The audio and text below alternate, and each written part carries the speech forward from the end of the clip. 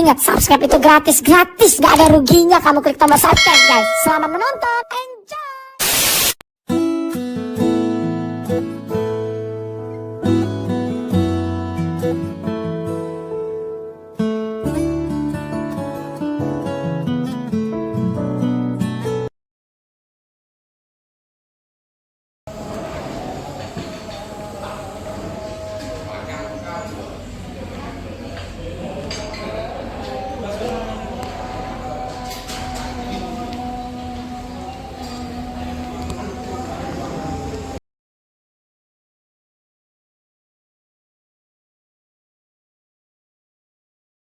Ya, saya main Gibraltar ya. Hari ini saya nyambas apa lah pai Ding, apa lah? maju ding. Benih. Yesus.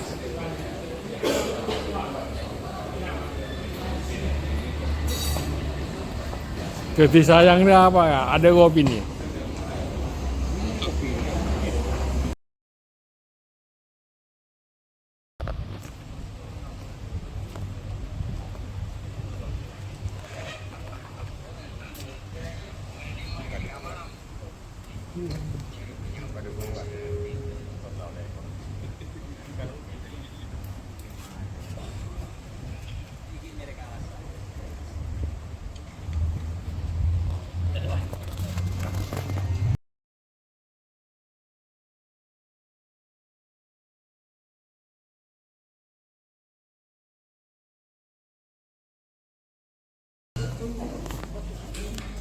Yang terhormat Bapak Ketua DPD Partai Golkar Provinsi Jawa Timur beserta jajarannya, yang terhormat Ketua Bawaslu Provinsi Jawa Timur, yang terhormat Ketua DPD Partai Golkar Kabupaten Sampang, yang terhormat Ketua DPD Partai Golkar Kabupaten Bangkalan, yang terhormat Ketua DPD Partai Golkar Kabupaten Pamekasan, yang terhormat Ketua DPD Partai Golkar Kabupaten Sumedang, Bapak Haji Muhammad Sarmuji SEMSI. Kepada beliau kami persilakan.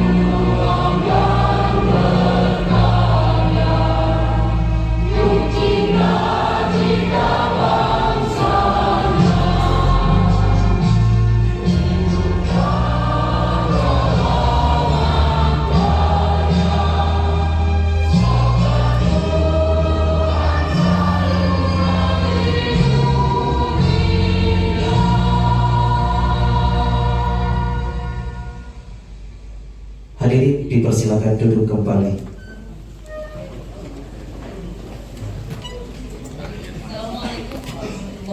Hadirin para tamu undangan Warahmatullahi wabarakatuh. Yang sama-sama kita hormati, kita banggakan Ketua DPD Partai Golkar Jawa Timur, Bapak Haji Muhammad Sarmuji, atau yang biasa kita kenal dengan Cakar. Beliau ini adalah ketua saya, Bapak Ibu sekalian, di keluarga alumni Universitas Jember ya. Dan mohon maaf Cak Sar, waktu pengukuhan KUJ untuk Madura Raya waktu itu belum bisa hadir karena bertepatan dengan acara Bawaslu RI di Jakarta.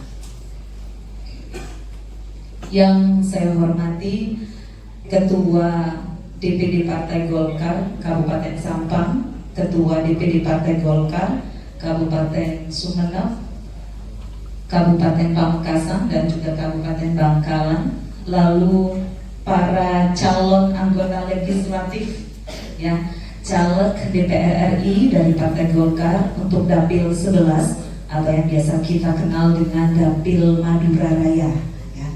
Lalu calon anggota legislatif DPRD Provinsi Jawa Timur dari Partai Golkar Dapil 14 kalau provinsinya di Dapil Madura Raya, beserta seluruh calon anggota legislatif DPRD Kabupaten dari Partai Golkar, mulai dari Kabupaten Sampang, Sumeneb, Pamekasan hingga Bangkalan.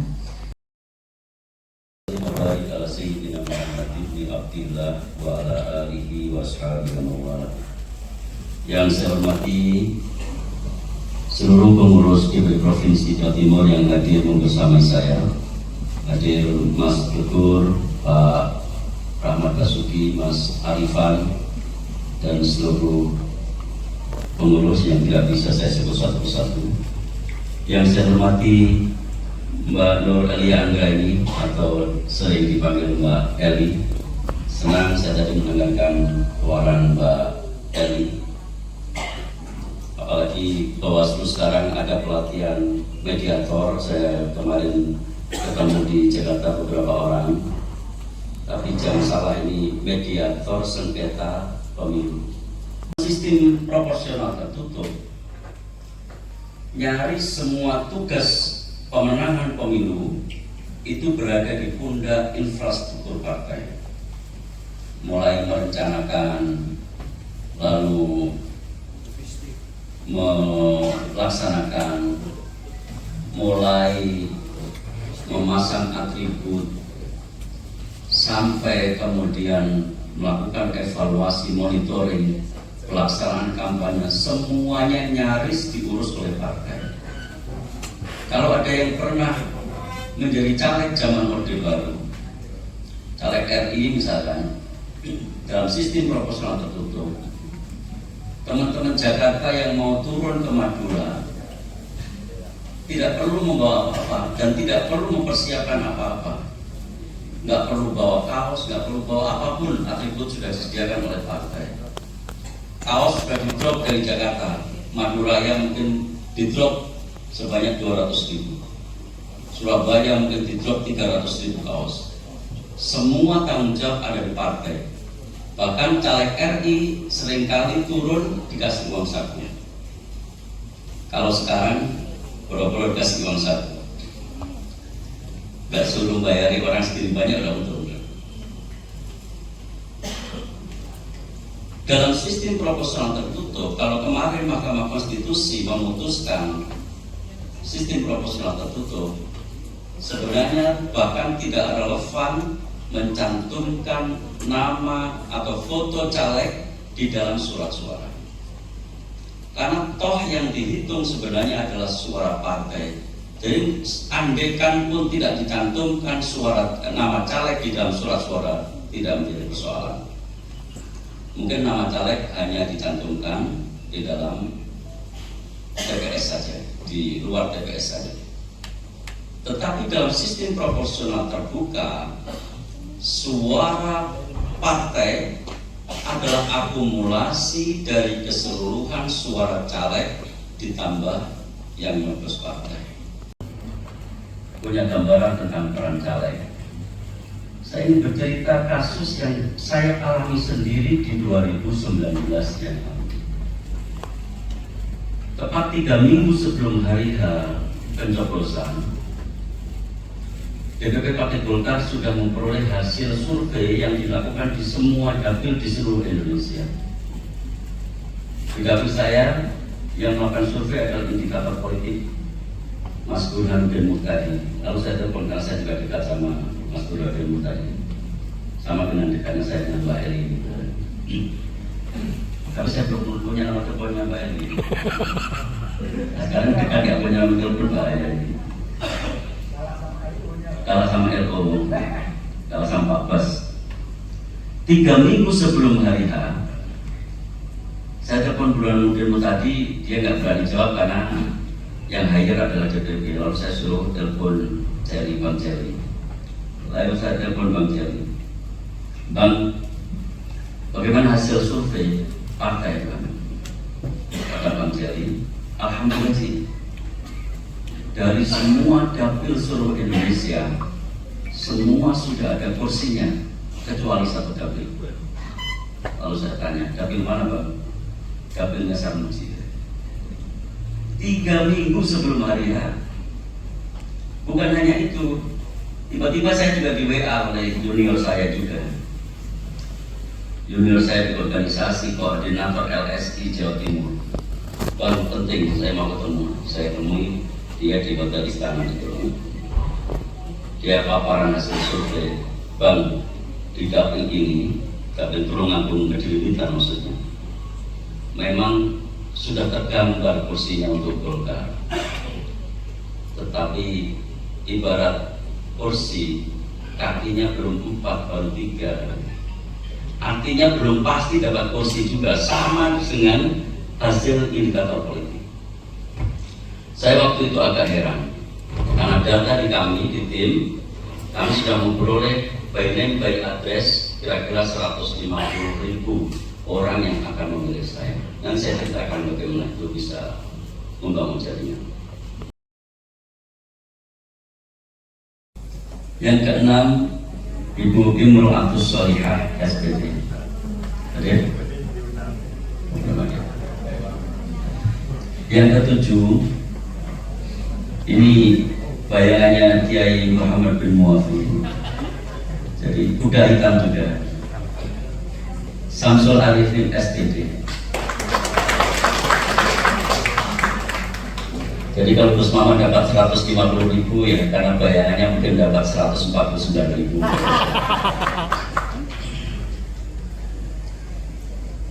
Yang ke-8, Mahrus Esa. Belum ada ya?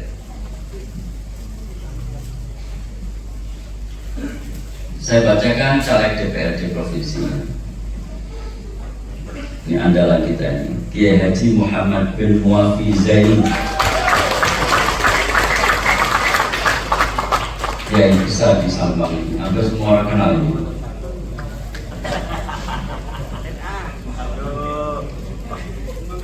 Kalau kampanye nggak ada istilah money politik Gus Mamat, karena bukan Gus Mamat yang beri, tapi malah menerima ini. Mudah-mudahan nanti bisa jadi calon bupati juga. Jadi suara kedua sudah jadi. Gimana caranya Gus Mamat jadi bupati? Yang kedua, Muhammad Rasul Junaidi. Mas Rasul ini jaringan kepatuhanannya cukup kuat, jaringan di bawahnya juga cukup kuat.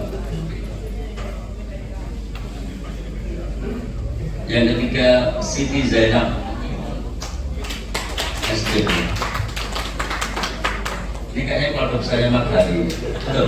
Oh, dari Bangkalan.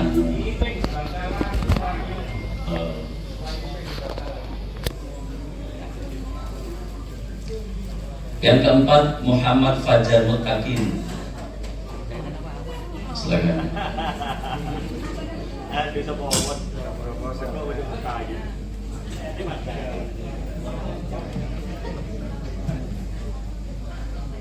Yang kelima, Melia Ratna Suleha. Hadir?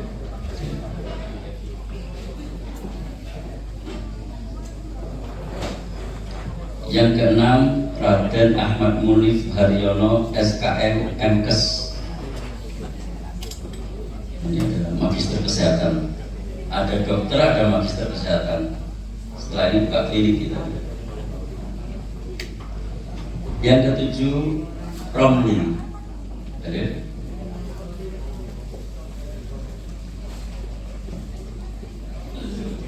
Yang kedelapan, Ainur Rizkia. Yang kesembilan, Bosan Yono Kamil SD. Haji Kamil. Silakan Odam yang termasuk caleg yang paling besar. Yang ke-10, Rif Ainia.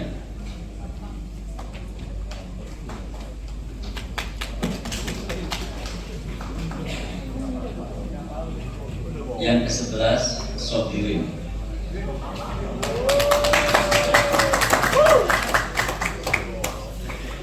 Yang ke-12, Yusron.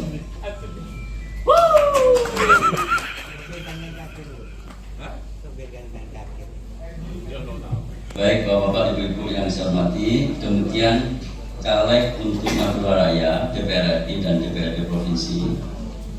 Jangan lupa like, subscribe, dan share ya.